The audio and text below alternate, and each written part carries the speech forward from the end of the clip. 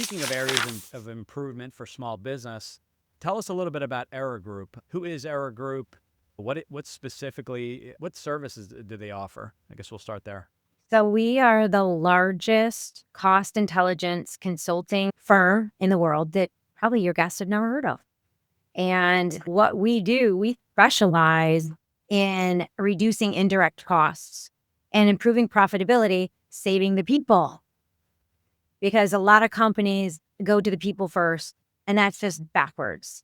We're focused on finding out efficiencies through pricing, process, and policy. And the beauty about our brand, too, is there's such an ecosystem because as people are coming out of corporate world, which they have just the most wisdom, the most experience, or they're being pushed out today, which is why we've come in contact, because you're able to share our brand with them.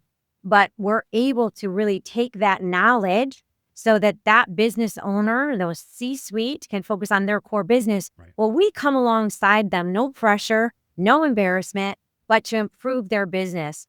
And we happen to find a lot for them that allows them to bring in more people, maybe expand their business, increase their technology, that it allows them to be more strategic and make better decisions on the growth of their business from our partnership. I like that. And what did you call it in the beginning? Because we've been working together, and I think that was the first time I've heard this. Did you The say cost intelligence. cost intelligence? Yes. Wow. I like that. I really like. How come I haven't heard that before? Cost intelligence. That's so cool. Funny story. A year ago, we changed our branding from expense reduction analyst to Era Group. And for those who've been around a while, it's been a hard we're expense reduction analyst, but we're not. As part of the rebrand, it was really looking at what is it that we do? And here's the beauty. We've been around for 32 years. We're in 64 countries, 1,000 consultants. Can you imagine the data points that we've collected over the years? So we took those data points. We took the benchmarking, the indexes. We've got AI. We've got machine learning. And we built this machine. That's where cost intelligence came from. Our CEO, it was at our conference last year, and he was sitting in the middle. At the end, everyone had gone off either to their room or to go socialize. And I needed to chat with them. And he was sitting there in the room, jerkly. He says, I think we should be talking about cost intelligence because that's really what we do. And he went out and he owned that. We own that URL. And we've been slow to it. But it's really about what does that mean? Well, we built on value, not our time, which is typical consultancy work. Right. And that is the essence of what Era does. That fits a lot. And this is definitely a people business. And this is a conversation you would think most small businesses would be open to having, doing a full analysis of their entire business, not just one key area, to see where there can be cuts, some cost savings, maybe some consolidation and things like that. So you would think people, business owners would be overly excited given the value proposition, the way that the proposal, the consultation works and things like that. You know, one, I know the answer, but just for everyone listening in, a lot of people hear this and maybe it's the way I'm describing it, but they're like, you know what? I'm not an accountant. I don't run P&Ls and balance sheets. And I'll come back and say that this is not accounting. So talk to us a little bit about the areas that you're potentially able, the number of areas, maybe some ideas, some samples maybe of areas you can potentially save a small business on. No, I love that question because you're right. There's a lot of confusion around our brand and understanding. And many people think it's a financial model. Right. It's not. It's not. It's a consulting model. Which a lot of people think because cost is in there. We're looking at indirect cost of a business, pricing, process, and policy. Okay. And so when you look at the joint venture model, because all of the people who do the work in our business are joint venturing together from their expertises. And I'm just going to give you the U.S. because that's where we are, and that's what I'm overseeing is North America's.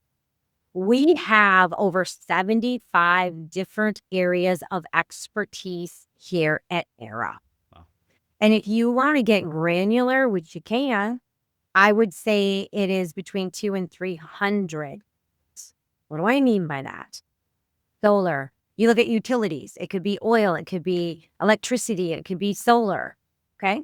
You look at healthcare. It could be senior. It could be operations. It could be equipment. It could be dental. And we have that breadth of expertise. And you might have someone out there who's coming from a marketing background and they're like, I cannot imagine getting another job. I'm just done. They could be a great candidate. You might have someone who has been in the SaaS area. They could be a great candidate as long as they enjoy talking with people. Who's not the best candidate for us is someone who likes spreadsheets more than people. You don't need to be an expert. It sounds like Era will train you in all these areas. The joint venture, if I understood correctly, you're working with other franchisees across the country in order to help with those specific areas. And I don't know if you can share this, and if not, that's okay. But are you able to share, what does this cost? Is there even a cost for the analysis? Is there anything you can share? I can share anything you ask me today. Let's do it. Let's share it. We're sharing. No, that's the beauty. We have a promise to our potential client that we will give you an assessment because we know there's a couple exceptions and they're very well-known nonprofits that we've looked at, but that's it. And I can say this with a lot of confidence. There isn't a business out there today that doesn't have opportunities that we can help with. And we're typically focused on that 10 million to 250 million, all the way up into the billions. As we're looking at their business, we have all those data points that I was talking to you about. All we need is their general ledger and P&L. Now, of course, there's some categorization and sometimes there's some back and forth, but it's fairly easy. We can put that into our machine and we can bring that back and show them their business in a way that they cannot have all systems connecting. And so we can have some great dialogue with them. And so it's not even a hard sell for us. Then it becomes, these are the areas of the biggest opportunity. We could get started on them today. Going back to our expertises, and we just had a group validation call. We have a guy who does ingredients, food ingredients. Getting down, and we were talking about bread.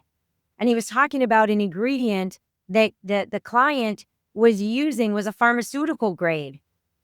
They didn't know that.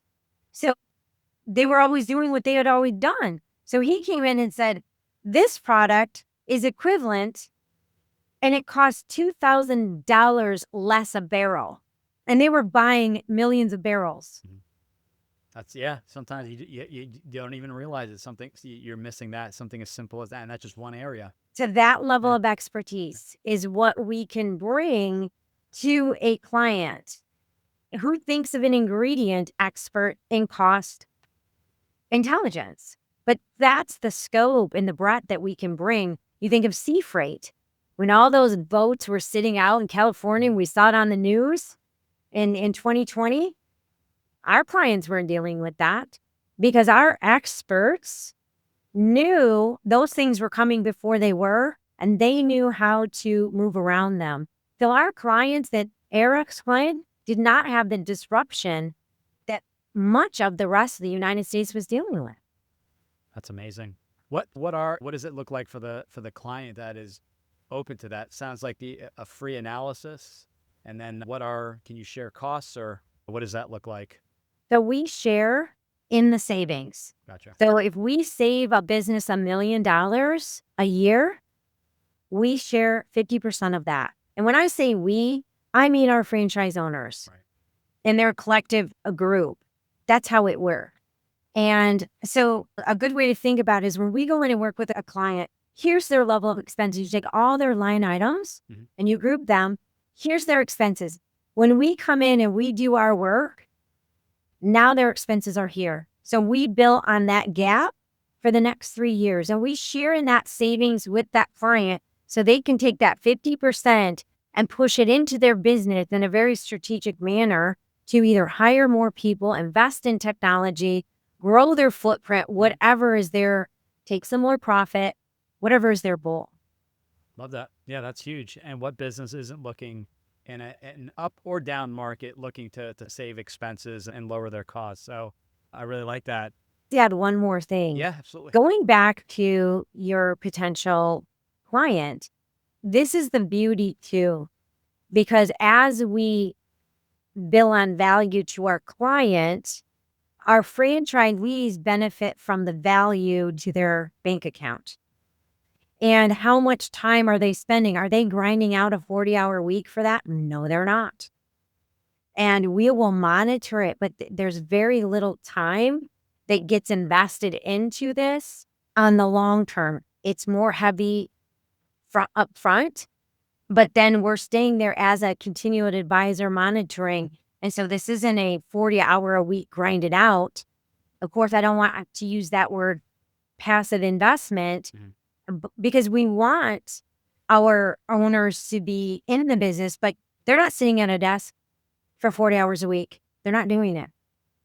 And because you're essentially doing all the work up front and creating, correct me if I'm wrong, these are annuities away. So you're saving if it's lowering, just to keep it simple, that ingredient, and it's 100,000 every single month. It may be 100,000 for however length of time that the agreement is based upon. So the work is done up front, and then you're essentially getting those. As long as they're getting the savings, you're getting And half because of of that. the joint venture. Yep.